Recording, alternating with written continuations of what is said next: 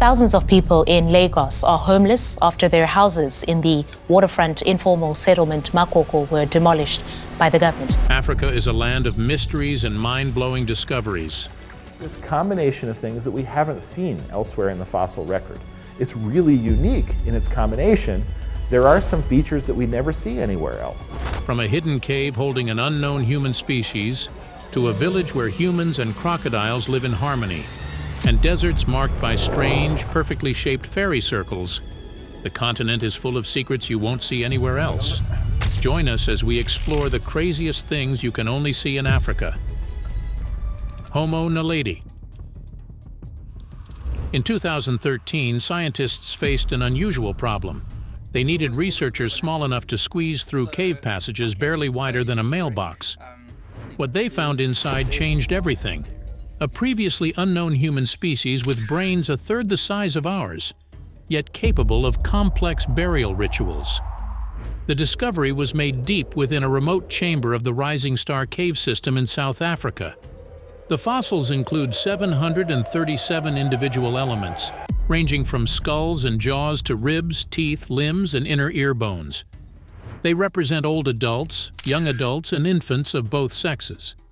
Some remains were articulated or nearly complete, including a skull with its jaw and almost intact hands and feet. This makes the collection the richest set of associated hominin fossils ever found in Africa, rivaled only by the Cima de los Huesos site and later Neanderthal and modern human discoveries. Excavating the chamber was an extraordinary challenge. Narrow passages and jagged rock formations made it nearly impossible for most adult researchers to reach the fossils. To access the site, a team of small-bodied women was recruited specifically for their ability to navigate the tight spaces and recover the remains safely.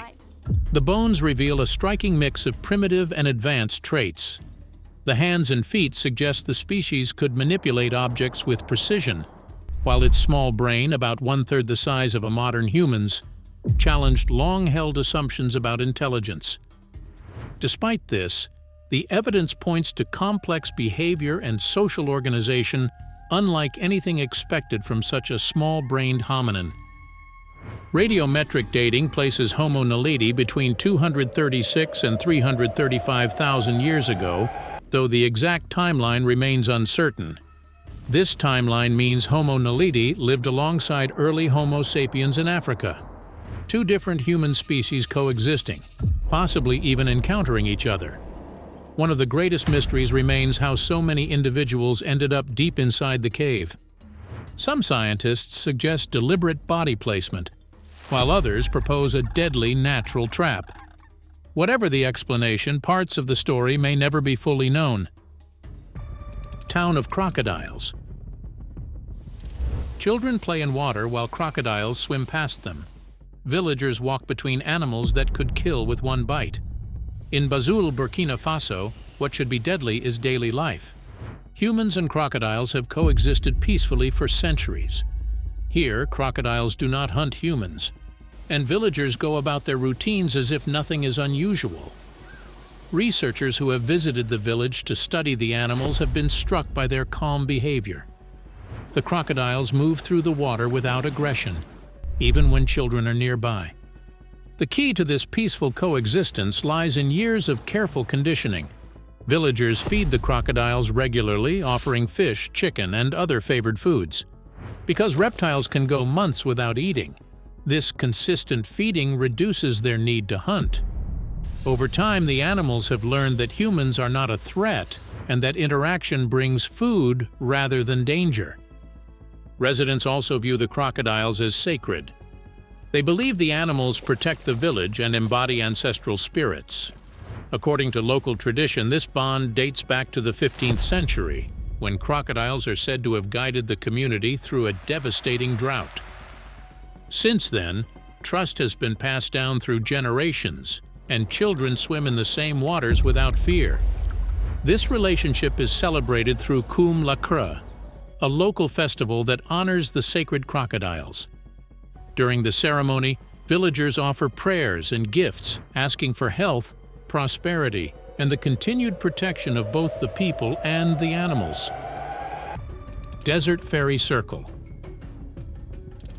For more than 50 years, ecologists have studied and debated a strange pattern spread across the Namib Desert, where near-perfect circles interrupt the grasslands of southern Africa.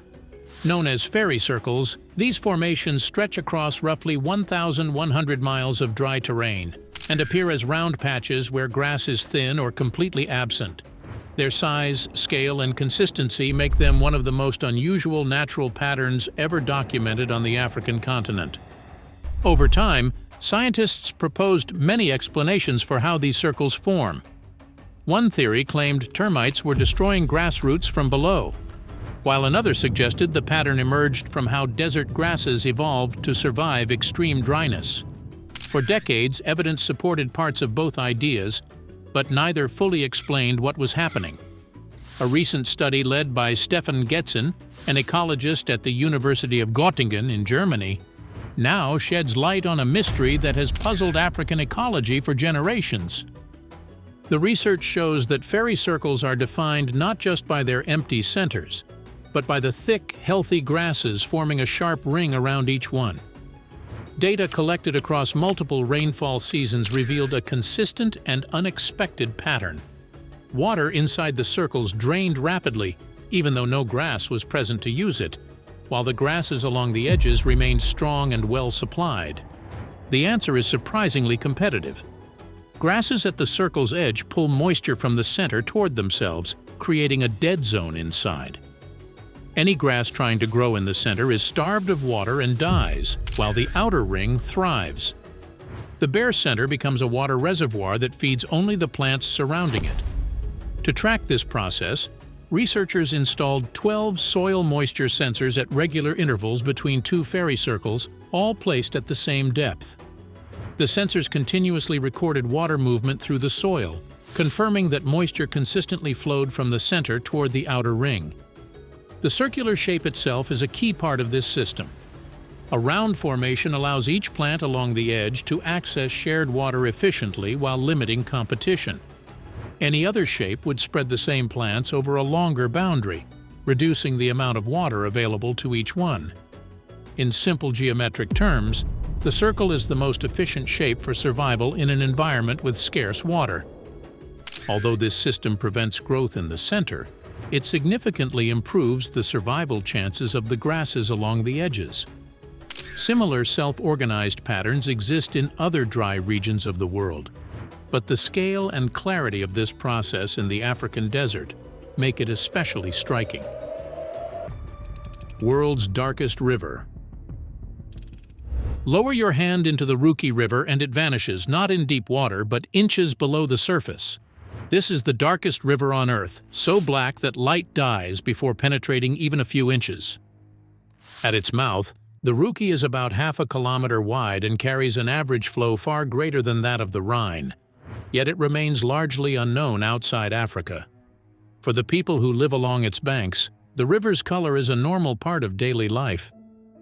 For researchers from ET Zurich, however, its extreme darkness raised questions that would later reveal its global importance. The Rukwa is classified as a black water river, meaning its color comes from dissolved organic compounds rather than mud or sediment. The river flows through mostly flat land, so it does not erode much soil. While sediment can darken clear streams, it rarely produces the deep black color created by organic material from tropical forests. Heavy rainfall plays a central role in this process. Rain washes dissolved compounds from fallen leaves and plant matter on the forest floor into the river.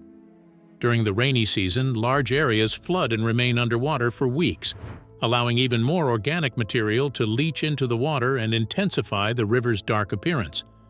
Many rivers pass through tropical rainforests and flat landscapes, including several within the Congo Basin, yet none are as dark as the Rukwa. Because this difference had never been adequately explained, researchers set up a monitoring station just upstream of where the Rukwa meets the Congo to study its water chemistry in detail. The team measured the concentrations and ages of dissolved organic compounds to determine whether they originated in peat bogs along the riverbanks. These bogs contain vast amounts of undecomposed plant matter and act as major carbon stores. If large quantities of this carbon were to escape into the atmosphere, it could significantly worsen global warming. The analysis showed that very little carbon from the peat bogs is being released. Even so, the Rukwa carries unusually high levels of organic material. It contains 4 times as many dissolved organic compounds per liter as the Congo at their junction and 1.5 times as many as the Rio Negro, explaining why water visibility is almost non-existent. This gives the Rukwa a disproportionate influence on the global carbon cycle. Although its waters contain organic acids capable of releasing carbon dioxide, the river's slow, calm flow limits how much gas escapes once the water becomes saturated, preventing a larger release into the atmosphere. This balance remains fragile.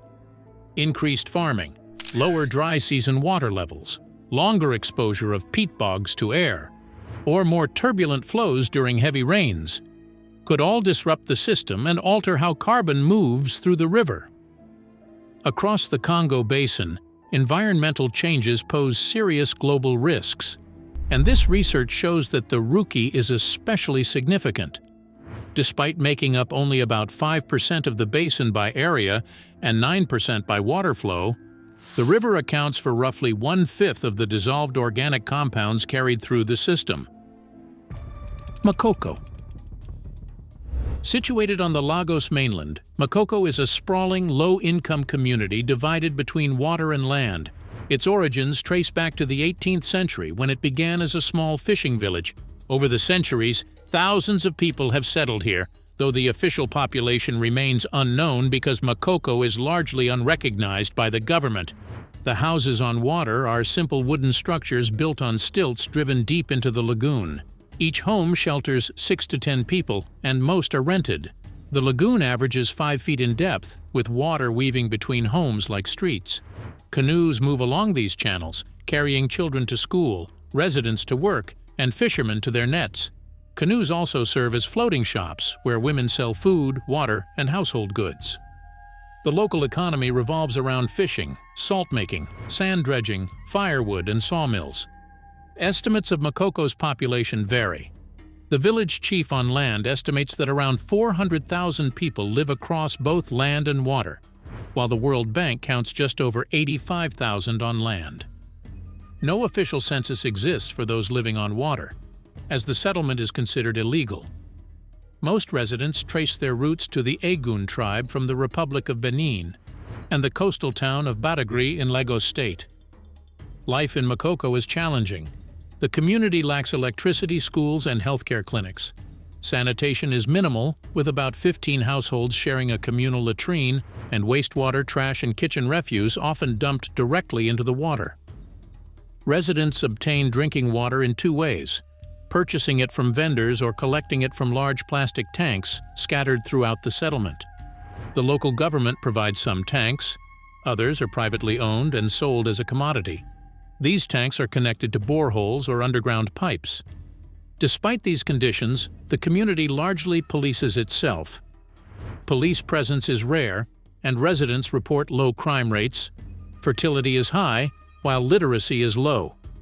Roughly 5 in every 20 people under 30 are illiterate, and most others have only primary or secondary education. For decades, Lagos state authorities have viewed Makoko as a problem. In July 2012, more than 200 residents were rendered homeless when the government began demolishing the waterfront homes. A 72-hour notice demanded that shanty owners vacate, citing environmental hazards, security risks, and the need to free the waterfront for economic development.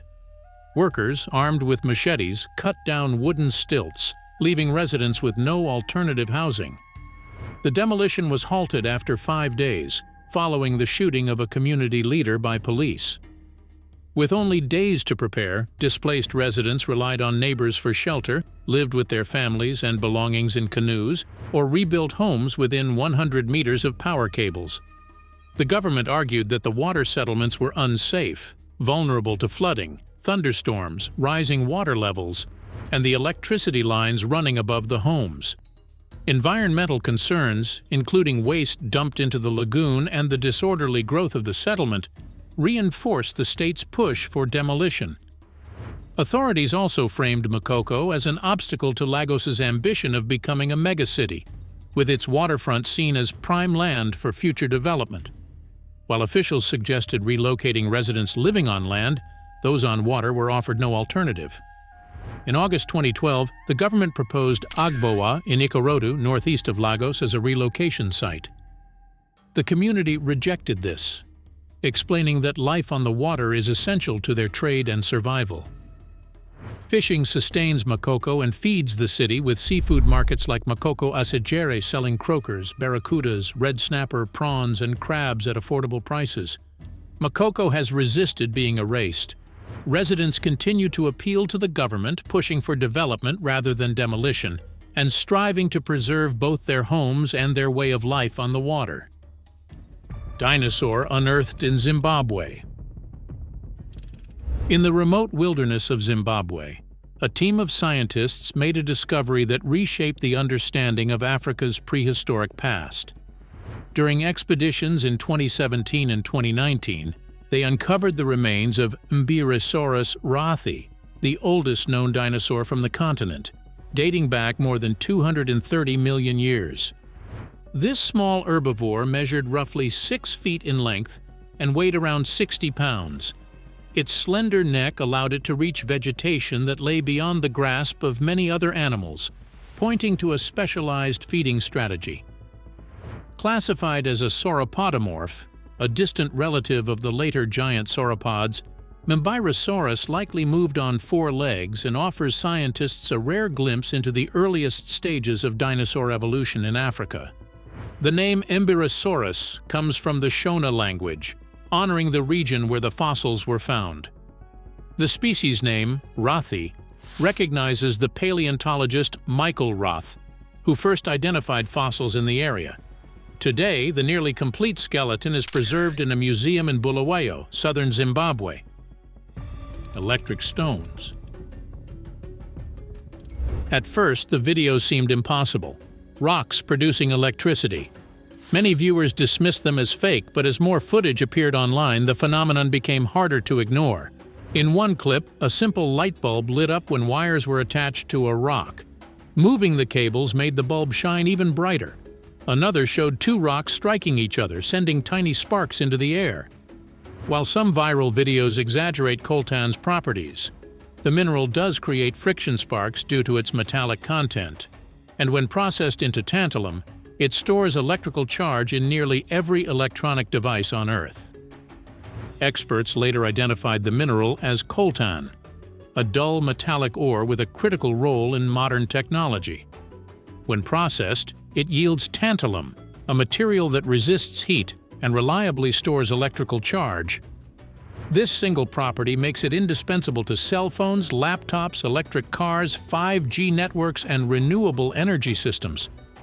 The Democratic Republic of Congo dominates global production, holding roughly 80% of the world's known coltan reserves. In 2021 alone, the country mined an estimated 700 tons, supplying raw material that quietly powers much of the modern world. Churches in the sky.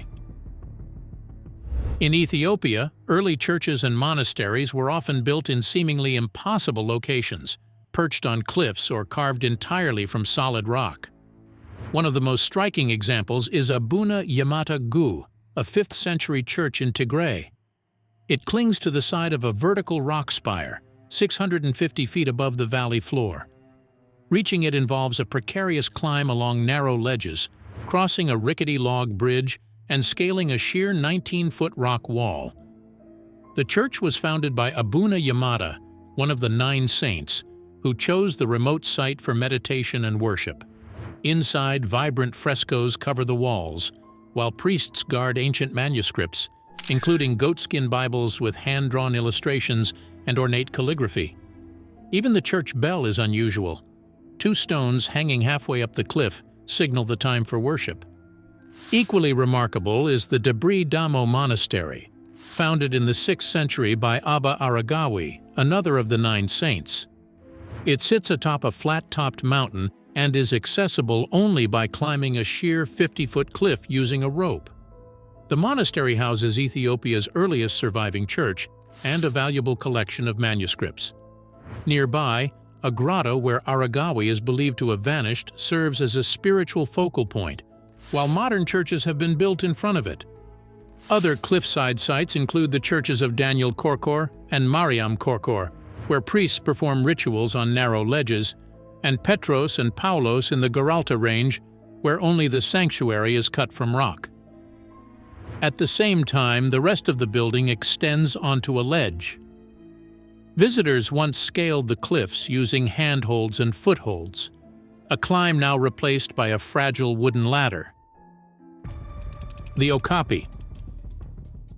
Known as the Congo forest giraffe, the okapi is a unique animal unlike any other.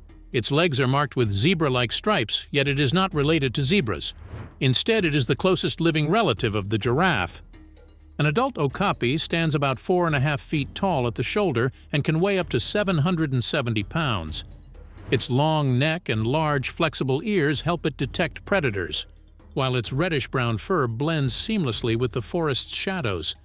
The white stripes on its legs break up its outline, making it harder to spot. Males have small, horn-like bumps on their heads, while females show only small patches of fur in the same area. The okapi's most unusual feature is its tongue, dark blue or purple, up to 18 inches long, and so flexible, the animal uses it to clean its own eyes and ears. Okapis are primarily active during the day, though they sometimes move at night. They are solitary animals that come together only to mate. Their diet is varied, including leaves, fruit, grasses, and even fungi. After a pregnancy lasting roughly 14.5 months, a female gives birth to a single calf, which hides in the undergrowth for several weeks before venturing out. Although known to local communities for generations, the okapi remained unknown to the Western world until 1901, when British explorer Sir Harry Johnston documented the species. Today, the okapi is often described as a living fossil, a rare survivor that still carries traits of ancient giraffe-like animals that roamed the earth millions of years ago. Child of Taung. In 1924, quarry workers in Taung, South Africa, uncovered a remarkable find that would alter the study of human history. While excavating limestone at the Buxton Lime Works, they discovered a child's skull. The skull came to the attention of Raymond Dart, an anatomist and anthropologist, who immediately recognized its importance. The workers had no idea of the skull's value or the insight it could provide into human evolution. Dart determined that the fossil belonged to a hominin, an early human ancestor that lived around 2.8 million years ago. He named the species Australopithecus africanus, meaning the southern ape of Africa. At the time, many scientists believed that early humans had originated in Europe. The discovery of the Taung Child directly challenged this belief. As the first human fossil found in Africa, it provided crucial evidence that the continent was the birthplace of humankind. This find strengthened what later became known as the out-of-Africa theory, which proposes that modern humans evolved in Africa before spreading to other parts of the world. The Taung Child also revealed distinctive anatomical features. Its brain size and teeth were similar to those of apes, while its skull shape and dental arch showed clear human traits. This unique combination pointed to an intermediate form, bridging the evolutionary gap between apes and humans. Between 1936 and 1947, additional Australopithecus africanus fossils were discovered in South Africa, this time from adult individuals. These finds reinforced Dart's original conclusion that the Taung Child represented an early human ancestor. The discovery transformed paleoanthropology and permanently reshaped our understanding of human origins. Stone Forest. Madagascar is home to one of the world's most extraordinary landscapes, a vast stone forest known as Tsingy. This almost impenetrable labyrinth of jagged gray limestone has been shaped over millions of years by wind and water. The word Tsingy means walk on tiptoes, a reference to the sharp peaks that make the terrain difficult to navigate without the wooden walkways and suspended bridges built across the forest. The story of the Tsingy began around 200 million years ago. when layers of limestone formed at the bottom of a shallow lagoon. Tectonic shifts pushed the limestone upward, and as the seas receded, the exposed plateau was slowly carved by erosion into the sharp peaks and ridges seen today. Despite the harsh appearance, the Tsingy is home to a remarkable array of wildlife. 11 species of lemur live among the rocks, including Deccan's Sifaka, the fat-tailed dwarf lemur, and the gray mouse lemur. Some species are found only here, such as Cleese's woolly lemur and the Sambarano lesser bamboo lemur. The stone forest also supports deciduous dry forests adapted to the exposed peaks, as well as dense tropical forests hidden in deep, humid canyons. Rivers and caves thread through the landscape, adding variety to the dramatic scenery. Covering an area of 1,575 square kilometers, the Tsingy is vast enough to take 2 or 3 days to explore fully. The Cave of Agonizing Death. In the Mumbwa region of Zambia, a cave lies hidden among the jagged hills. Locals call it Kawena, the Cave of Agonizing Death, a name that carries unease and stories of those who ventured inside and never came back. Its fate remains a shadowed mystery. The entrance is flanked by 2 massive stones that rise like silent guardians over the dark mouth of the cave. Beyond them, a narrow passage drops steeply into darkness. The air is thick and damp, carrying the sharp scent of wet earth, while the only sound is the slow, steady drip of water echoing off the walls. Sharp rock juts out at every turn, ready to tear at anyone who brushes against it, and the temperature drops steadily as one moves deeper. The floor is littered with bones, both human and animal, remnants of the unwary. Venomous cobras weave through the rubble, a constant hidden threat. Uneven stones and slick ledges shift underfoot, and some give way with the slightest pressure, making each step uncertain and dangerous. According to local accounts and limited documented expeditions, the cave presents multiple dangers, though comprehensive scientific exploration remains incomplete. Few have dared to explore Kawena. Many believe it is cursed, haunted by spirits said to linger in its shadows. Even local guides often keep their distance, unwilling to risk disappearing themselves. Researchers who have studied the cave warn that the danger is not only physical but also rooted in what remains unknown. No one can say what lies in the deepest chambers or whether the cave ever truly ends. The ruins of Gedi. Buried deep within the thick, ancient forest just north of the small coastal town of Watamu, Kenya, lie the ruins of a medieval stone-built Swahili city. Known today as the Gedi ruins, this site was once a bustling trade center, with dozens of stone buildings and foundations scattered across the overgrown forest. Gedi once hosted a population of around 2,500 people, flourishing between the 12th and 16th centuries. Some of its oldest structures date between 1041 and 1278, though many were rebuilt in the 15th century, reflecting a growth in population and influence. The city remained largely unknown outside local stories until British colonists rediscovered it in the early 1920s. By 1927, it was declared a national monument, and excavations began in the 1940s. Archaeologists uncovered Venetian beads, Ming Dynasty and Islamic pottery, and even Spanish scissors, revealing a city deeply connected to trade networks stretching from China to the Near East, Arabia, India, and Southeast Asia. Yet despite its reach and prosperity, no written record of Gedi exists before the 20th century. Its remote location, over 5 kilometers from the coast and far from safe harbors, only adds to the mystery of how the city maintained such a thriving economy. The ruins show that Gedi's inhabitants had adopted Islam by the 12th century, as evidenced by the 3 mosques in the city's northern part. As a trade hub, Gedi likely exported gold, ivory, ebony, mangrove poles, copper, copal gum, frankincense, myrrh, and crystal rock. While details about the slave trade in Gedi are scarce, local lore speaks of caves and tunnels used to hold and transport enslaved people, suggesting that the city's involvement in regional trade included human cargo, consistent with East African trade along the Indian Ocean. Gedi stood apart from contemporary towns through its advanced planning and infrastructure. Streets followed a clear grid system, and the city included stone buildings alongside mud-thatch homes, sewage systems, lavatories, and secure rooms.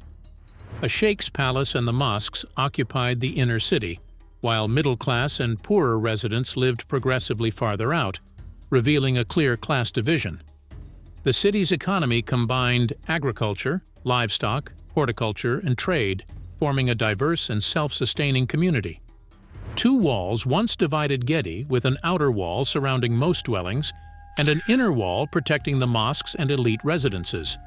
Archaeological evidence points to a sudden abandonment in the 17th century, likely triggered by Portuguese pressure, Wazimba raids, threats from the Gala, and struggles over water access. These combined pressures seem to have led the city's inhabitants to leaving behind the complex network of structures that remain today. Exploring Gedi, visitors can still trace the city's layout, see the walls, and walk among the remains of mosques, the palace, and coral tombs engraved with Arabic script. Local tradition suggests the spirits of former leaders still watch over the site, and many believe the ruins are protected from harm. Scientists' first human-like monkeys. In the rainforests of the Lomami Basin in the Democratic Republic of Congo, a rare monkey moves quietly through the trees. The Lesula lives in the remote forest between the Lomami and Chwapa rivers, a hidden world of dense vegetation. Scientists first documented the species in 2011 and confirmed it in 2012, though local communities had long known it. Closely related to the owl-faced monkey, the Lesula evolved independently, separated by the Lomami River. The first scientific sighting occurred by chance when a researcher saw one tied to a post in a village, likely kept as a pet. The Lesula has striking, unusual features. Its face is human-like with pale pink or tan skin from forehead to lower lip, and expressive eyes with white sclera. Young Lesulas have golden fur, while adult males develop bright blue skin on their lower bodies, a rare trait among primates. These monkeys live in small, close-knit groups led mainly by females. Females remain in their birth group, while males move between groups. Usually quiet, males call at dawn with deep, echoing sounds that mark territory. They also use scent to communicate, much like their owl-faced relatives, adding to their secretive nature. Stonehenge of Africa. In the deserts of southern Egypt is a stone complex that rivals even England's Stonehenge. Known as Nabta Playa, it sits about 700 miles south of the Great Pyramid of Giza and roughly 60 miles west of the Nile. Built more than 7,000 years ago, it is the oldest known astronomical structure on Earth. Archaeologists first uncovered the site in the 1970s, stumbling across a series of carefully arranged stones that appeared to align with the stars. Nabta Playa includes stone circles, megaliths, and other formations that likely served as a calendar, marking the changing seasons and guiding the movements of the nomadic herders who traveled through the region with their animals. In the middle of the site is the calendar stone circle, composed of 4 pairs of large stones, each surrounded by smaller ones. Studies have shown that these stones were aligned with specific celestial bodies, including Sirius, Arcturus, Alpha Centauri, and the Belt of Orion, allowing the ancient builders to track the sky with remarkable precision. From crocodiles that trust humans to ancient observatories that predate European civilization, Africa continues to prove that what seems impossible is simply undiscovered. For more phenomena that challenge everything you thought you knew, check out the videos on screen.